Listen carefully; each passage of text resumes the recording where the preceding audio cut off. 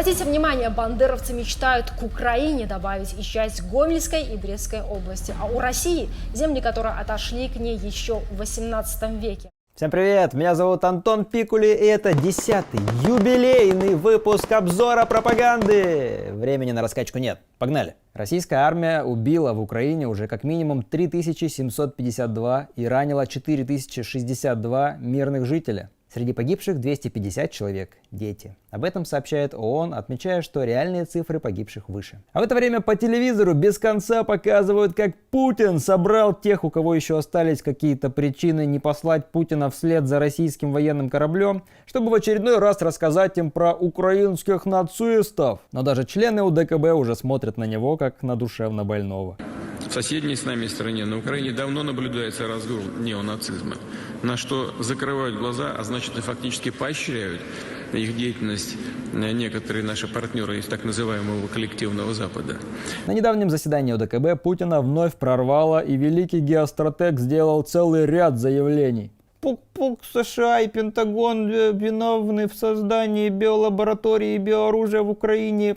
Хе-хе, российские войска нашли некие доказательства этого во время боевых действий, но я их вам не покажу. С Швецией и Финляндией у России проблем нет, но их потенциальное вступление в НАТО вызовет нашу реакцию. Мы все сдадим кал. НАТО Путин расценивает как внешнеполитический инструмент США, чьи действия усугубляют обстановку в мире. А Путин со своей войной ничего не усугубляет. Хе-хе, контингент ОДКБ, который вводился в Казахстан в январе во время протестов, спас страну от захвата власти экстремистами. В Украине разгул нацизма, Запад закрывает на это глаза, что ведет к всплеску оголтелой русофобии. При этом мы должны защищать память о Великой Победе, пока в других странах сносят памятники, запрещают возлагать цветы, варить борщ и перечеркивают подвиги. Ой, ладно, нафиг.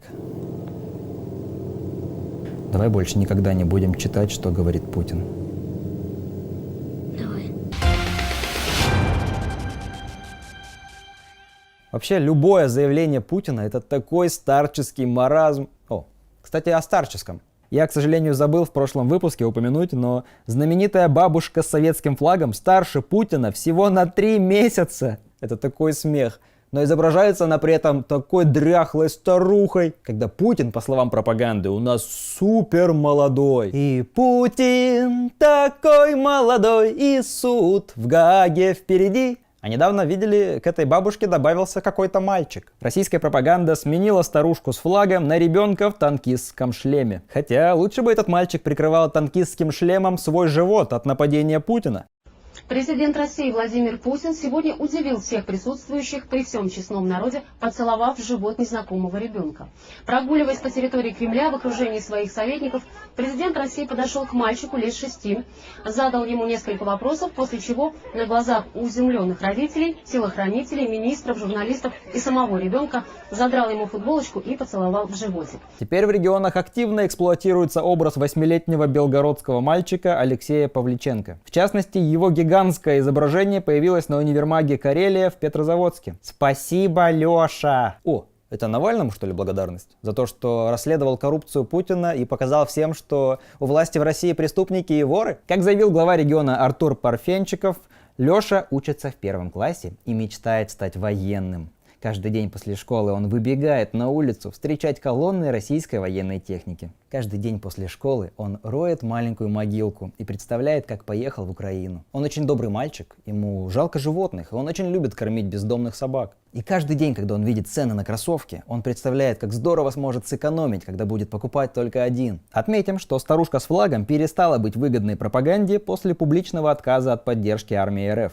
К ней во двор прилетела мина. Ладно, вы скажете, хватит шутить про смерть. Почему этот мальчик обязательно должен умереть? Вот мне тоже интересно, почему Путин? Вы скажете, может он приедет и победит Украину? Ну, вряд ли. Скорее всего, его привезли бы обратно в Россию, чтобы попрощаться с ним в спортивном комплексе. Родители рассказали о пропахшем мертвецами спорткомплексе в Бурятии, где прощаются с убитыми военными. В Улан-Удэ с погибшими во время спецоперации в Украине прощаются в местном спорткомплексе. Одновременно с этим там проходят занятия для детей. Недавно там, где тренируются дети, появился трупный запах. Какая жесть. Кошмарная новость. Единственная хорошая новость здесь для детских психологов в Бурятии. У них теперь работы будет завались. Это все звучит как сюжет фильма Балабанова. А название, как у нового фильма Джима Джармуша, «Запах мертвецов в спорткомплексе». Российский актер, звезда сериала «Бригада» Дмитрий Дюжев 18 марта 2022 года выступил на митинге-концерте в Санкт-Петербурге в поддержку широкомасштабной войны в Украине и призвал зал встать, потому что родину нужно славить стоя. Кто из вас любит свою родину до того, что готов поддержать своих соотечественников и единым маршем славить Россию? Слава России! Сидя на своих местах, я боюсь, враг слишком быстро справится с вами. Только стоя. Блин, получается, те, кто вернулся с войны в Украине, уже не могут славить родину? В общем, да, за эти 2,5 месяца было столько событий, что это стыдное видео с Дюжевым стало вирусным только недавно. С любовью к вам, с пожеланием вам любви, радости и верной ответственности перед Родиной. Дебил. Собираем в этих выпусках всю бригаду. Безруков сдался первым. Мы не признали наглой воли того, под кем дрожали вы. За то, что в бездну повалили, мы тяготеющий над царствами кумир и нашей кровью искупили Европы вольность, честь и мир. Первым бросил пацанов. Дюжев тоже не сдюжил. А вот Вдовиченков молчит, прикрывает. И во всем этом дерьме прикрываю вас я. И только Павел Майков, красава, стебет Ядросов. Можете меня поздравить, я на днях вступил в Единую Россию.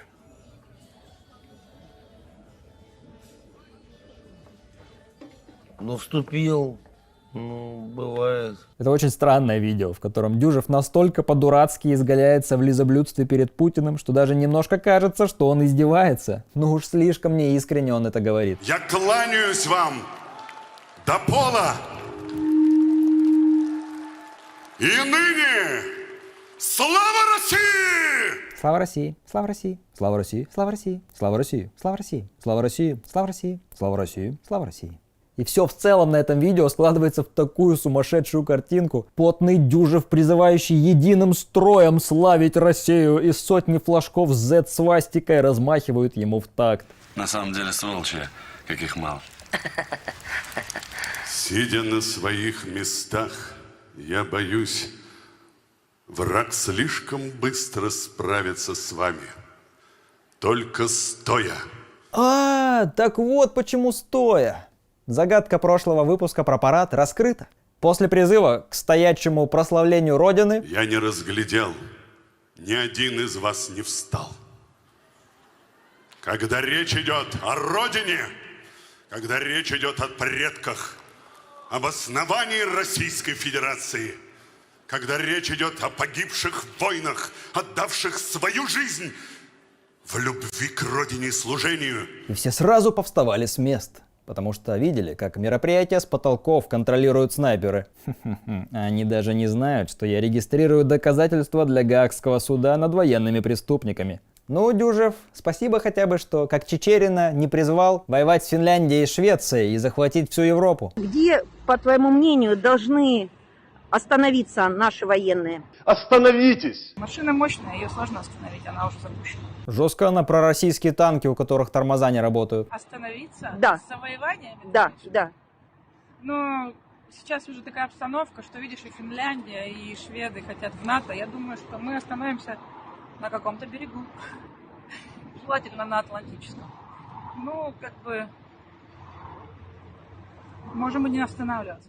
Как бы международного конфликта не вышло. Ох, Чичериной, конечно, что-то не то в голову надуло. Хотя вообще, она же уже очень давно пишет песни про российских солдат. Ах, удивительно, конечно, как при Путине в России появилась какая-то уникальная порода кровожадных и тупых людоедов, которые постоянно требуют войны, крови и смертей. Но давайте еще посмотрим, что там у Дюжева. Фраза, которую не говорил ни один российский зритель последние 10 лет. Помолись. Попроси поддержки и помощи, и ты увидишь, как быстро она придет. Кажется, он намекает этим, что так, Донбасс помолился о помощи, и Россия пришла ему на помощь. Но подходит это больше под то, как Украина попросила о помощи, и весь цивилизованный мир объединился, чтобы помочь Украине в войне с фашистской Россией. Слава Богу за все. Будем любить Отечество и Бога. Это про Путина сейчас? Да, Дим. Клево любить Путина, клево любить Бога. Я тоже надеюсь, что они встретятся как можно скорее. Вообще, мне кажется, с Дюжевым довольно трудно дружить. Он собирается с друзьями, и они такие: «Дим, чем займемся сегодня?» А он поворачивается к ним своим потным фашистским лицом и говорит: «Будем любить Отечество и Бога». И друзья такие: «Опять обнюхался, долбанав». Ты мелкий никчемный наркоша. Я мелкий. Полгода в хлам превратился. Ладно, я не утверждаю, что Дюжев наркоман, но пропаганда серьезно пытается обвинять Зеленского в том, что он нюхает кокаин, когда люди, поддерживающие войну, выглядят вот так. Счастливой жизни нашей родной матушке России! Ну жопа какая! Это как будто какая-то секта. Что происходит на этом видео? Потный мужик призывает любить Бога, что с фашистского на русский переводится как «давайте убьем как можно больше людей для того, чтобы Россия с ее коррупцией, бедностью и репрессиями распространилась повсюду». А Путин правил миром! Любим Бога! А у Дюжева теперь до конца жизни присмыкаться перед Путиным и быть военным преступником, поддержавшим захватническую войну, принесшую уже десятки тысяч смертей в Украину. Многие россияне пишут в комментариях, что изменили свое мнение об актере. Он настолько карикатурен, что складывается чувство, будто прикалывается над зрителем. Позорище, фу, чуть не рыгнуло. Дюжев, ты умер для всех уважающих себя россиян. Это очень смешно. Спасибо за отличное настроение на вечер. Отлично порыгали. Ну жопа какая! К слову о жмурках, вот как прокомментировал победоносный угар Дюжева его коллега по фильму Алексей Панин. Мне повезло, 2 раза в жизни я видел Диму нормальным и настоящим. 1 раз, когда мы обкурились у него в номере в Волгограде, это как раз было на День Победы, а 2 раз, когда он зашел ко мне в театр на спектакль, мы в антракте напились с ним водки. После я пошел провожать его на поезд. Все остальное время он всегда был в образе или лизал кому-то задницу. Одно из двух. Не стал бы об этом говорить, но в последнем своем выступлении «За Россию» он превзошел сам себя. Хорошо сказал. В дополнение к обсуждению Дюжева хотел вспомнить новость про то, что в России сейчас за неимением зарубежного кино выпускают в повторный прокат «Брата», «Жмурки» и другие фильмы Алексея Балабанова. И если с «Братом» все понятно, Бодрова с фразой про войну пропаганда задним числом записала в поддерживающих любую войну, то со «Жмурками» выходит «Саботаж». Это же буквально фильм про то, чем Путин и его друзья занимались в 90-е перед тем, как прийти к власти. Так же, как и бандиты из фильма «Жмурки», они убивали и грабили людей, а потом вдруг притворились порядочными, стали строить храмы, чтобы отмыть грехи, и стали пугать народ лихими 90-ми. Путин и его шантропа – это и есть лихие 90-е. Ну и интересно, конечно, сравнивать выступления 2 бывших актеров. Один натужно покривлялся под буквой «Z» и требовал от народа встать при слове «Родина». Другой позвонил в Канны по зуму, и из уважения к его родине зал встал сам, не сговариваясь.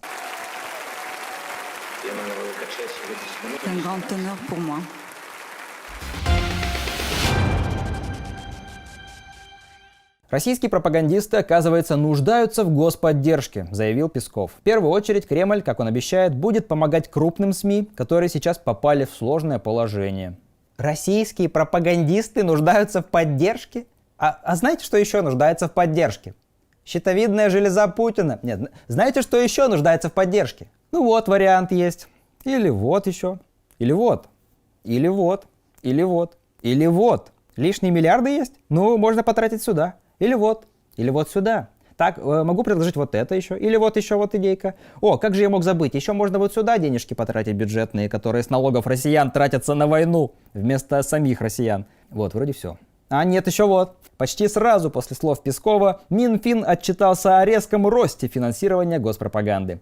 Траты бюджета на телевидение и радиовещание увеличились более чем вдвое. Только за апрель этого года государственные ТВ и радио получили 9 миллиардов рублей, тогда как за первые 3 месяца 2022 в сумме на них потратили 13 миллиардов. То есть в среднем теперь по 4,3 миллиарда в месяц. Год назад пропаганда стоила куда дешевле. На нее уходило лишь по 2,5 миллиарда рублей в месяц. Также немаленькая сумма уходит улетает, уезжает, уплывает и потом тонет на войне в Украине. В среднем Россия тратит на войну с Украиной по 21 миллиарду рублей в день. В день! Вы поняли? Представили это количество денег, эту планету денег? Эта сумма сопоставима с годовым бюджетом Калмыкии или Еврейской автономной области. Каждый гребаный день можно было бы по области отстраивать. Но вместо этого бешеные деньги тратятся на никому не нужную войну или вот, например, на это. Симоньяновская Russia Today, как всегда, позорится и выкладывает одинаковые новости. Вот награждение 14 мая, а вот награждение с точно теми же людьми и точно теми же наградами от 6 апреля. Но, может, ответ прост. Путин настолько хочет возродить империю, что за Россию теперь сражаются клоны. Они же все одинаковые, надо. Magnificent. Ну, миллиард миллиардов в день как-то отрабатывать надо. Еще немножко про фильмы Балабанова. В Якутске активист дискредитировал российскую армию акцией у ритуального бюро с плакатом «Жених приехал». Жених приехал. Об этом сообщают Сибирь Реалии. Якутский суд оштрафовал активиста и музыканта Айхала Аммосова за плакат с цитатой из фильма «Груз-200». Накануне его уже оштрафовали по той же статье за антивоенную надпись на заборе на 3 языках. В обоих случаях ему назначили штраф 30 тысяч рублей. Впереди его ждет еще один суд по дискредитации за антивоенные листовки. Зачитаю вам интересную вырезку из интервью с Айхалом, где он рассказывал, как его задержали и что ему говорили в участке. Вышел в магазин, подошел человек в гражданском, махнул корочкой так, что даже ведомство не разобрать, не говоря о имени, и не сказав, за что задерживают, Айхала увезли. Только позже я понял, что это не похищение, что нахожусь в центре Просто там заметил всякие такие штуки. Портрет Путина висит, бюст Феликса Дзержинского, а еще все сотрудники центра сидели на бутылках. Эшники, подумал Штирлиц. Как проходил допрос? Очень агрессивно. Сразу стали давить на меня. Я сказал, что ничего не буду говорить, воспользуюсь 51 статьей Конституции. Никто не обязан свидетельствовать против себя самого. Они выходили в коридор, советовались друг с другом, потом заходили и по новой задавали вопросы. Их было много. В маленькой комнате человек 5-6. Один задает вопрос, потом другой, кто-то смеется и говорит: «Мы тебя поймали, тебе, наверное, деньги платят, Европа, Америка, ты за украинских нацистов, тебя надо туда отправить». Обсмеивали. «Ты что, Ойунский? Ты кем себя возомнил?» За то, что я был в пиджаке, сравнивали меня с Платоном Алексеевичем Ойунским, государственным деятелем Якутии. Он за независимость республики боролся, писатель, поэт, революционер. А за то, что я был в обуви, меня сравнивали с Илоном Маском, богачом, который может позволить себе обувь. И пиджак, блин, тоже. Илон Маск — это Ойунский. А за то, что я сидел на стуле, а не как они на бутылках, все поняли, что я не эшник. Говорили: «Все, тебе хана, мы тебя отсюда не отпустим, тебя посадят на очень долгий срок. Ты что, думал, мы тебя не найдем? Мы за тобой следили!» Я им в ответ: «Хорошо работаете, парни».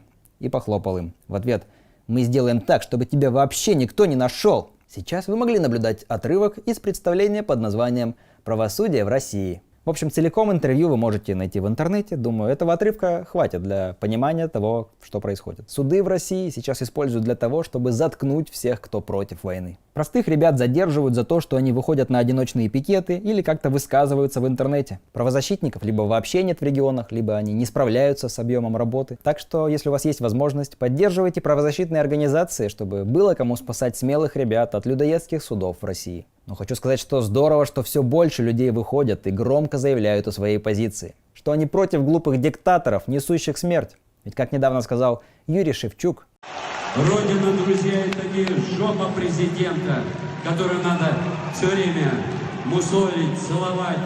Родина – это бабушка, нищая на вокзале, продающая картошку. Вот это Родина».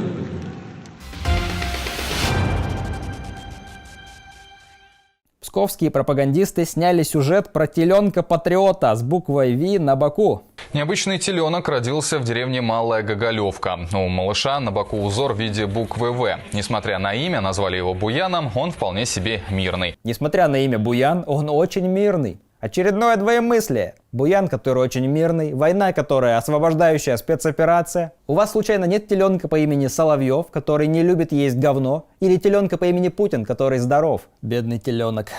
Не фартануло же ему. И теленок уже стал настоящей знаменитостью в соцсетях, где также обсуждают необычный закат в виде буквы «Z». Закат в виде буквы «Z»? Это про Российскую империю? Рогозин ответил Илону Маску про нацизм. Илон Маск сказал: слово нацизм означает не то, что ты думаешь, оно означает. И Рогозин выкатил следующее. Выходец-миллиардер из ЮАР, чья семья сделала свой капитал в годы апартеида, хочет объяснить мне, сыну фронтовика, гражданину страны, потерявшей 27 миллионов только убитыми во время войны с фашистами, смысл слова «нацизм»? Илон Маск, иногда вам лучше промолчать. Рогозин, как обычно, считает, что знает что-то лучше просто потому, что где-то родился. Я родился. Как тогда, когда он говорил, что достоин управлять Роскосмосом, потому что у его родителей было техническое образование. Я вырос в семье технарей.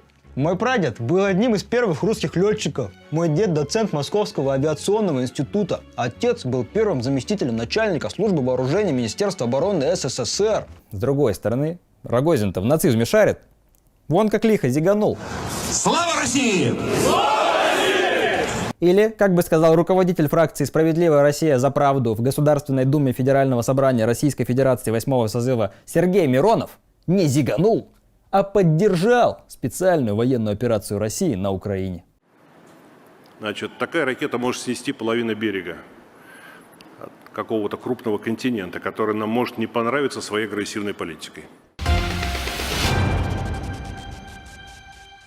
Продюсер Александр Роднянский снимет сериал про Владимира Путина, который он сам описывает как российский карточный домик. Сериал по мотивам книги Михаила Зыгоря «Вся кремлевская рать» расскажет о том, как скромный бывший офицер КГБ стал одним из самых страшных политиков в мире. Давайте поможем Роднянскому и придумаем название для этого сериала, потому что нельзя назвать его тоже «Карточный домик», потому что это будет название сериала про Лукашенко. Мои варианты «Путничный домик», «Аквадискотечный домик», «Домик для грязи», за 20 лет так и недостроенный домик, подземный домик, который непонятно где находится, чтобы запутать, весь в оленьей крови домик, домик, а в нем длинный столик, карточный домик престарелых, карточный домик, в который, чтобы попасть, нужно 2 недели сидеть на карантине и сдавать калик. А ракового домика не будет, спросите вы? Это уже решать вам. Пишите свои варианты, названия в комментариях.